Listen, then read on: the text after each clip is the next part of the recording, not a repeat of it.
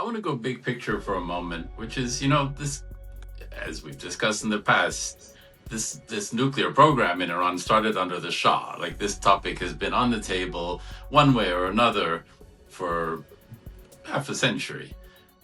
And it's still an issue. And you think about the 12-day war, you think about a war that now went on since February 28th, and, sort of hot war and then ceasefire.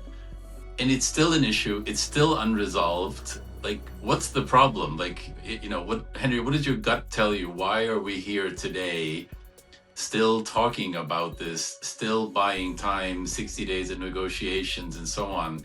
It feels weird sometimes that we're still talking about this. Like, what's missing?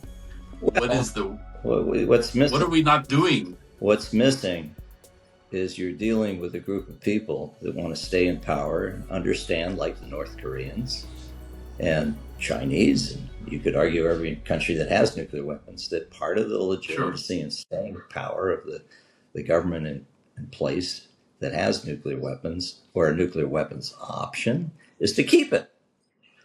But that's the thing from their end. But then accepting that is a premise, that they're there, although allegedly there was an attempt to have them not in power, but here we are.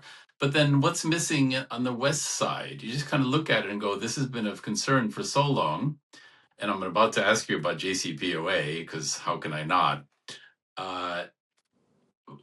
Why are we still here? Well, because we're frightened that they might get a bomb, and we've let them get very close. And we've tried to persuade ourselves that if you watch something, that'll prevent that thing from morphing into a weapon, when there are certain things you just can't watch very well, and it could turn into a bomb even if you're looking. And I think we've not really doubled down on what can be, quote unquote, safeguarded, that is, inspected in a way that gives you reliable, early enough warnings of a possible military diversion that you can intervene and prevent it from turning into a bomb. We let it go all the way to letting Iran make nuclear fuel. And I haven't heard, the administration and arguably the previous Obama and Biden administrations, much more quietly. But this administration said, well, there is no inalienable right to make nuclear fuel. But then they say, well, there may be conditional rights. I think that's too clever by half.